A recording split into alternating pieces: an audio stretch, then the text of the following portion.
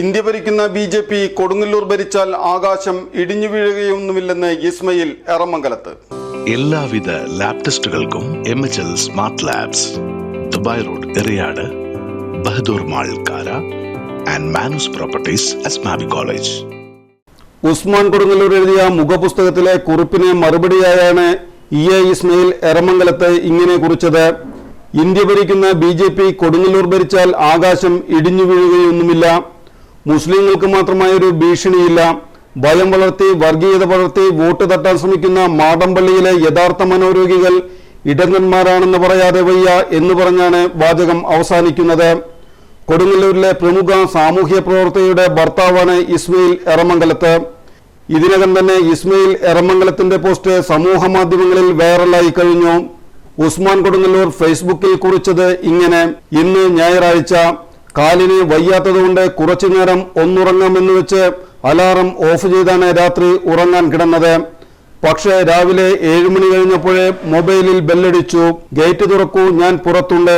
എഴുന്നേറ്റ് കാലുവേദന സഹിച്ചുകൊണ്ട് തന്നെ നടന്ന് ഗേറ്റ് തുറന്നു. ഒരു രാഷ്ട്രീയ പാർട്ടിയുടെ 2 പേർ, രണ്ടും എന്റെ സുഹൃത്തുക്കൾ. വന്നിരുന്നു സംസാരിച്ചു. സുഖമില്ലാത്ത സംഭാഷണങ്ങൾ. വോട്ട് വെട്ടലിലേക്കും വർഗീയതയിലേക്കും വന്നപ്പോൾ അതിനെ ഞാൻ എതിർക്കുകയും സ്നേഹസംവാദത്തോടെ വോട്ട് ഉറപ്പിച്ചു എന്ന് പറഞ്ഞ് അവർ ഇറങ്ങി. ഉച്ചയ്ക്ക് അവരിൽപ്പെട്ടത് തന്നെ നമ്മുടെ കുടുംബ സുഹൃത്തുക്കളായ 2 വനിതകൾ വന്ന് സംസാരിച്ചു. വളരെ സ്നേഹത്തോടെയും സന്തോഷത്തോടെയും സംസാരിച്ചു കഴിഞ്ഞു.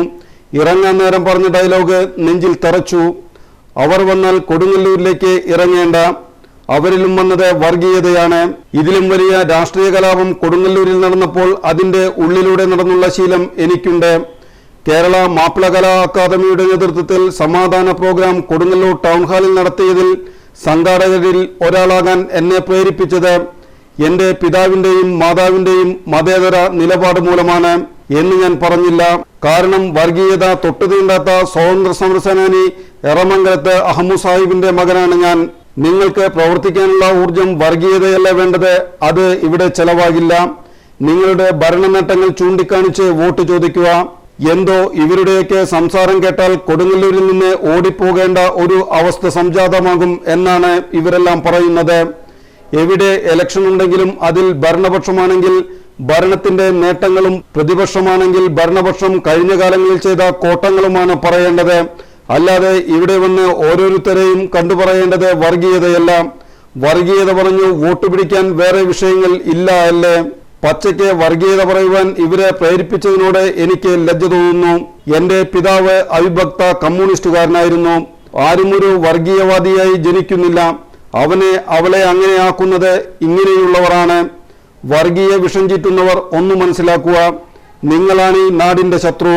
ചേരമാൻ പെരുമാളും കർണകയും തോമസ് ലീഹയും കാലുകുത്തിയ ഈ പുണ്യഭൂമി. വർഗീയത ഇല്ലാത്ത ഒരു നാടാകട്ടെ നമ്മുടെ കൊടുങ്ങല്ലൂർ.